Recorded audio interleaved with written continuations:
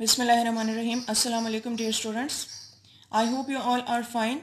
I'm your chemistry teacher and today we will start chemistry for grade 10. It's our first lecture. So I will discuss with you the course content for the midterm and I will guide you about the summer task, the May assignment. Fine. First of all, look at the course content of the for the midterm exam. We have to cover up about 4.5 chapter. Chapter number 9 is chemical equilibrium. Number 10 is acid, bases and salts. 11 is organic chemistry. 12 is hydrocarbon. 13 is biochemistry. In biochemistry, we will study just the portion of carbohydrate, which is from page number 101 to 108. Today we are going to start the first unit, which is unit number 9 chemical equilibrium on page number 2 of your books. Dear students, आपका जो मे assignment है वो इसी chapter में है, इसी chapter में से है, ठीक है। तो साइड बाय साइड आपको यहाँ से गाइडलाइन मिलती रहेगी। इन लेक्चर्स के थ्रू आप अपना समर टास्क में असाइनमेंट इजीली कंप्लीट कर सकते हैं। सेकेंड इंपॉर्टेंट थिंग के नोट्स और समर टास्क जो है आपका में असाइनमेंट जो है वो स्कूल्स में अवेलेबल है। तो आप अपने रेलेवेंट ब्रांच के ऑफिस जाके अपना नोट्स एंड अपना जो है में असाइनमेंट कलेक्ट कर सकते हैं, ठीक है। नोट्स अवेलेबल हैं स्कूल्स में, आप जाएं ताकि आपकी लर्निंग जो है वो साइड बाय साइड स्टार्ट हो सके। So we will start with the name of Allah. The first unit is unit 9 chemical equilibrium. Chemical equilibrium को डिस्कस करने से पहले हम जनरली इक्विलिब्रियम देखते हैं कि इक्विलिब्रियम क्या होता है। जब भी हम इक्विलिब्रियम का टर्म जो सुनते हैं तो हमारे माइंड में डायरेक्टली इक्वलिटी आती है। इक्विलिब्रियम मीन्स इक्वलिटी और बैलेंस। इक्वलिटी कब होती है? When you have more than one thing, more than one system, उसके दरमियान में इक्वलिटी आती है। लाइक हमारे पास दो या दो से ज़्यादा चीज़ों का होना ज़रूरी होता है, ठीक है। तो इक्विलिब्रियम की हमारे पास बेसिकली दो टाइप्स होती हैं, जिसमें फर्स्ट जो है हमारे पास है फिजिकल इक्विलिब्रियम और सेकेंड वन हमारे पास है chemical equilibrium. Physical equilibrium is related with the physical world, ठीक है, जो आपको नज़र आता है। मीन्स कि इसमें कोई केमिकल रिएक्शंस इन्वॉल्व नहीं होते। Chemical reaction, you must know that chemical change और chemical reaction is the process in which the old bonds are broken and the new bonds are formed. जबकि फिजिकल में ऐसा कोई केस नहीं होता, यहाँ पे स्टेट चेंज होती है। बेसिकली हम स्टेट की ही बात करते हैं कि फिजिकल इक्विलिब्रियम या फिजिकल, जहाँ पे भी फिजिकल का वर्ड आता है तो वहाँ पे यूजुअली हमारे माइंड में स्टेट आती है।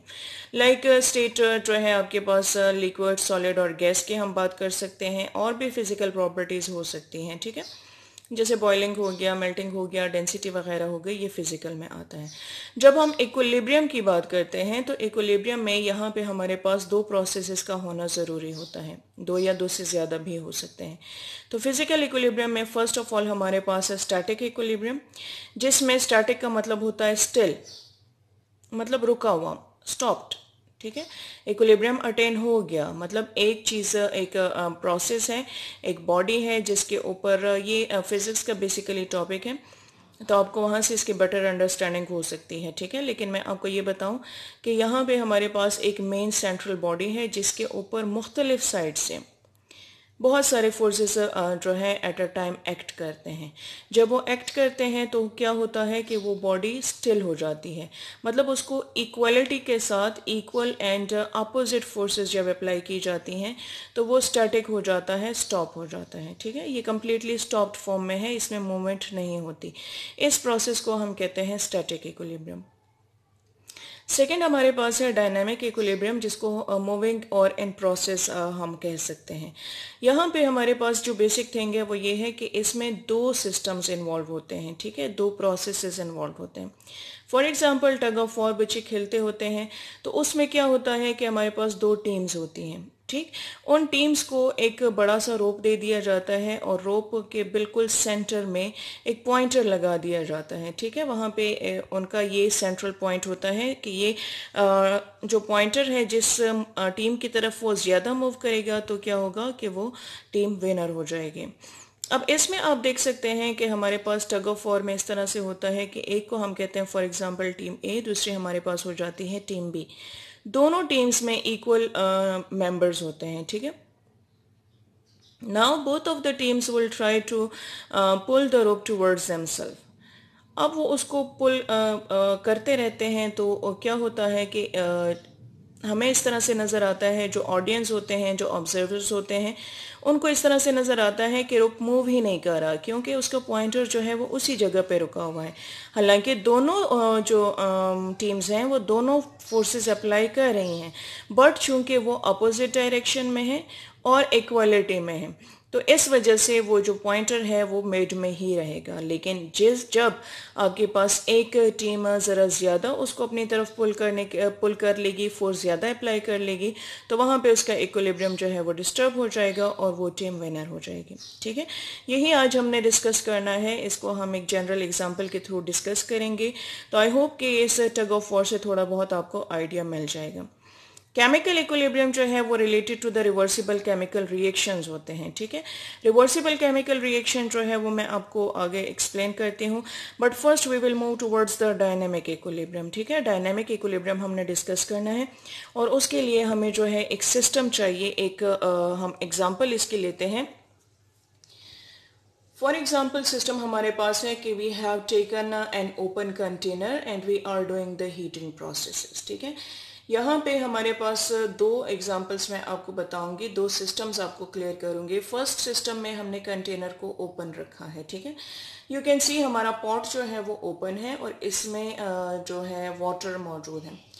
इसको हमने हीट करना है। ये आपकी कॉमन ऑब्जर्वेशन है कि जब भी आप ओपन कंटेनर में हीट करते हैं किसी भी चीज़ को, वाटर को हीट कर लें, ठीक है, तो थोड़े से टाइम के बाद हम देखते हैं कि उसका जो लेवल है वो कम हो गया है। वाटर किधर गया, ठीक है। अब देखें तो हम जब कॉन्टिन्यूसली हीटिंग कर रहे होते हैं, ठीक है, कॉन्स्टेंटली हम हीटिंग प्रोवाइड कर रहे हैं, तो ये हीटिंग से क्या होता है कि ये जो वाटर के मॉलिक्यूल्स हैं जो बिल्कुल बेस के करीब हैं, इनिशियली यहाँ से स्टार्ट होता है, इनकी काइनेटिक एनर्जी ज़्यादा हो जाती है। काइनेटिक एनर्जी मीन्स कि इनके मूवमेंट वाली एनर्जी जो है वो ज़्यादा हो जाती है, जिसकी वजह से ये बेस से जाके ऊपर टॉप पे आ जाते हैं, ठीक है। और फर्दर जब इनको मज़ीद एनर्जी, डेफिनेटली कॉन्टिन्यूसली ये हीटिंग हो रही है, तो जब इसको मज़ीद एनर्जी मिलती है तो ये सिस्टम को लीव कर जाते हैं and in the gaseous form they are converted to the vapours.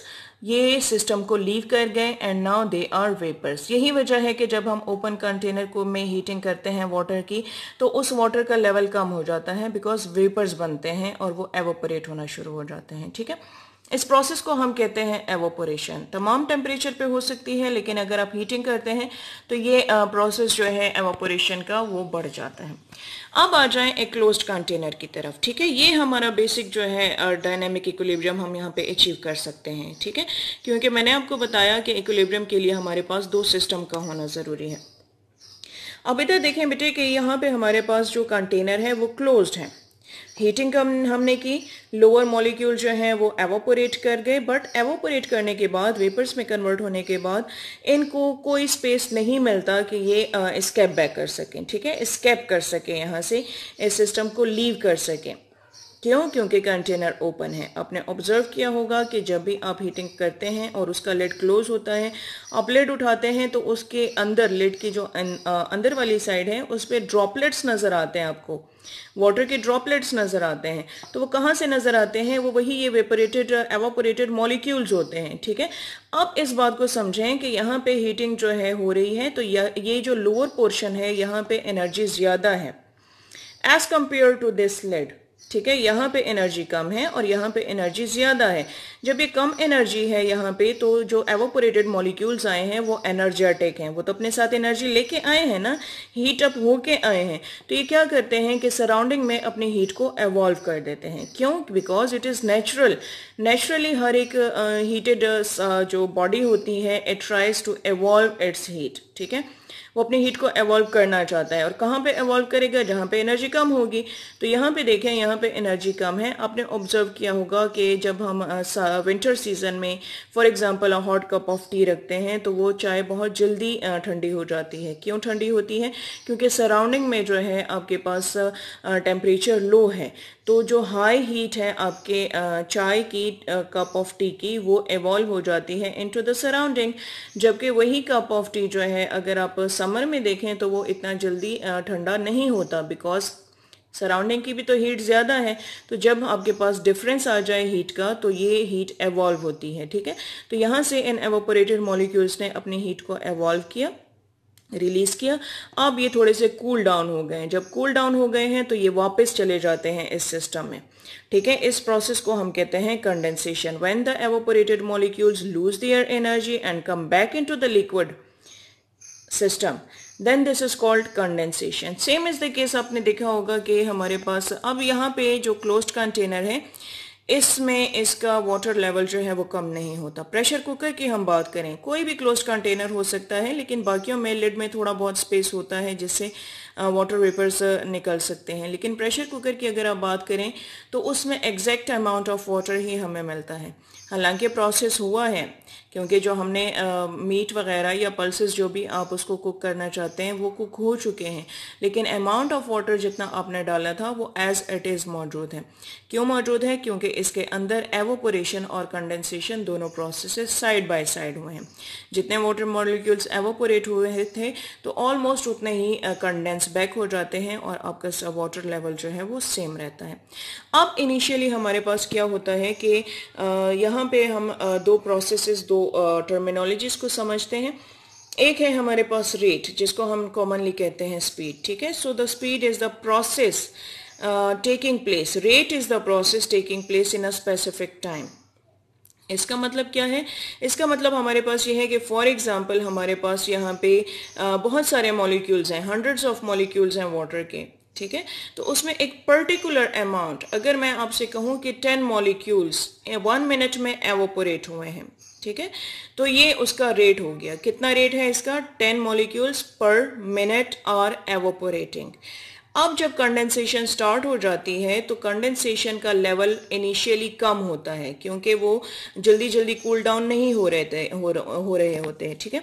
लेकिन एक टाइम आता है जब आपके पास rate of condensation becomes equal to the rate of evaporation. Rate of condensation का मतलब एवोपोरेशन क्या था? 10 मॉलिक्यूल्स पर मिनट एवोपोरेट हुए थे। तो कंडेंसेशन का रेट जो कैसे इसके इक्वल होगा कि 10 मॉलिक्यूल्स ऑफ वाटर ही कंडेंस बैक हो into the liquid form. So then we will say that the rate of these two processes become equal. अब 10 मॉलिक्यूल्स का ये मतलब नहीं है डियर स्टूडेंट्स कि जो 10 मॉलिक्यूल्स अभी एवोपोरेट हुए हैं वही कंडेंस बैक हो। देखें ऑलरेडी हमारे पास यहाँ पे ब्लू कलर के जो डॉट्स की फॉर्म में आपको नजर आ रहे हैं, ये एवोपोरेटेड मॉलिक्यूल्स हैं, ठीक है। अब फर्दर ये जो ब्लैक के साथ मैं आपको बना के बता रही हूँ, ये फर्दर इनकी एवोपोरेशन हो रही है, ठीक है। ये अब फर्दर 10 मॉलिक्यूल्स फॉर एग्जांपल पर मिनट जो है वो एवोपोरेट हुए हैं। तो ज़रूरी नहीं है कि ये जो अभी एवोपोरेट हुए हैं यही 10 मॉलिक्यूल्स वापस आएंगे। ऑलरेडी जो मौजूद हैं उसमें से 10 मॉलिक्यूल जो हैं पर मिनट अगर वापस आना शुरू हो जाते हैं तो इसको हम कहते हैं कि the rate of evaporation is becoming equal to the rate of condensation. Further आप देखेंगे कि यहाँ से कंडेंसेशन हो रही है तो ये वाले मॉलिक्यूल जो हैं वो कूल डाउन होंगे, फर्दर 10 मॉलिक्यूल्स पर मिनट जो हैं दोबारा आएंगे। तो उनमें से ये जो पहले से मौजूद हैं वो 10 मॉलिक्यूल्स अगर कंडेंस बैक हो जाते हैं into the liquid state, so then we are saying that the condensation rate and evaporation rate are becoming equal. Fine, equality आ जाती है, दोनों इक्वल हो जाते हैं, ठीक है। अब आ जाए हमारे पास एक नेक्स्ट टर्मिनोलॉजी जो है वो है कंसंट्रेशन की। तो कंसंट्रेशन का बेसिकली मतलब जो है वो है active molecules which are taking part in a process. Fine, like for example जो हमारे पास कंटेनर है वाटर का, उसमें बहुत सारे मॉलिक्यूल्स हैं, लेकिन सारे के सारे मॉलिक्यूल एक साथ एक्टिव नहीं होते कि वो पार्टिसिपेट करें, ठीक है।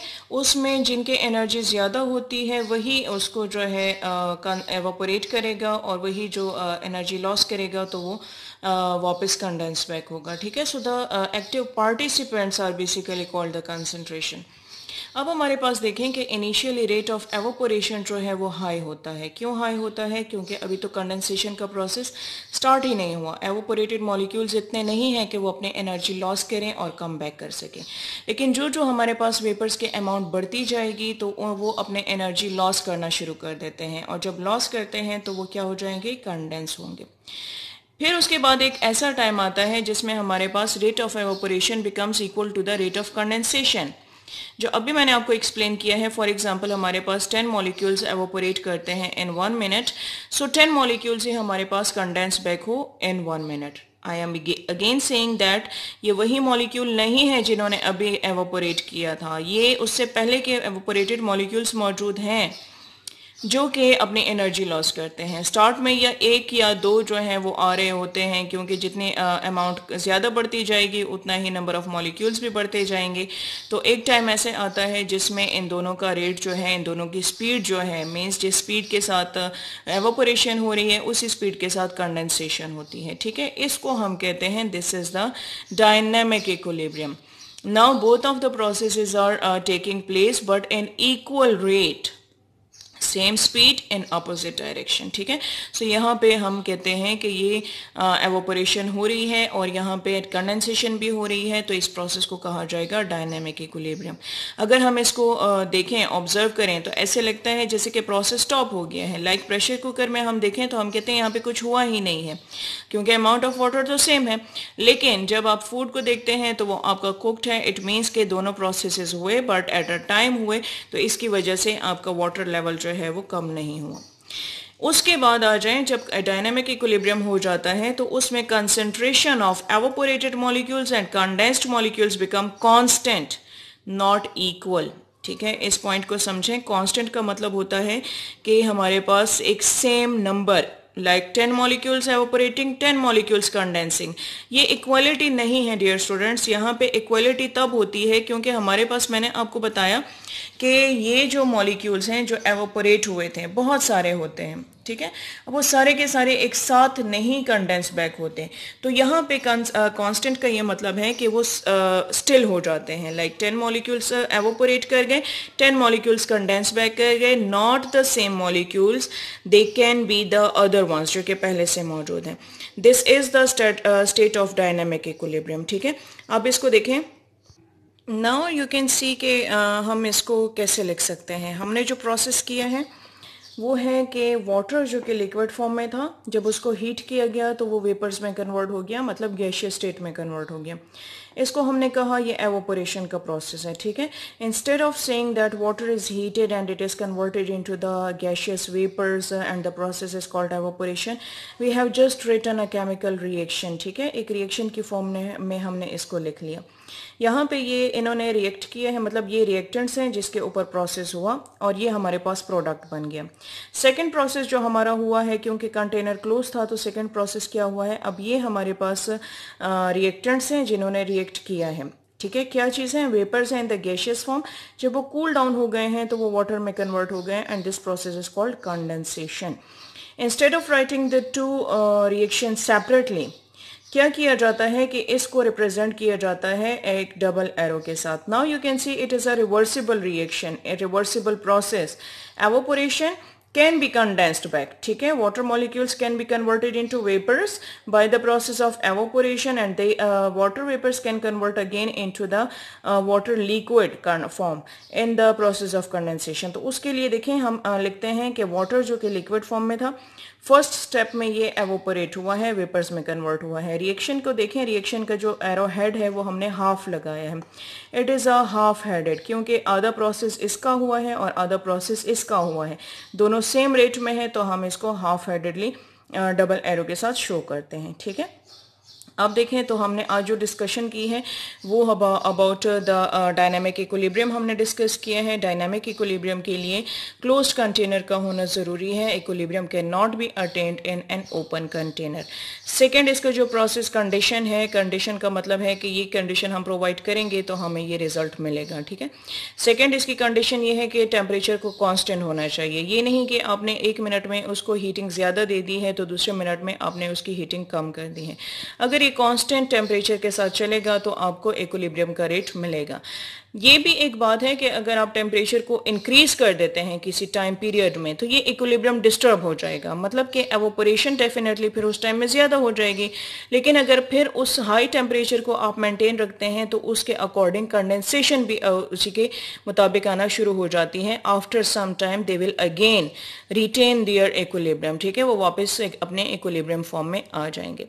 So this was all about the dynamic equilibrium. I hope कि आप लोगों को ये समझ आ गया होगा और आपने इसके साथ बुक रीड करनी है ताकि आपको ये टॉपिक क्लियर हो जाए. We will discuss the chemical equilibrium in the next upcoming lecture. Take care and अल्लाह हाफिज़.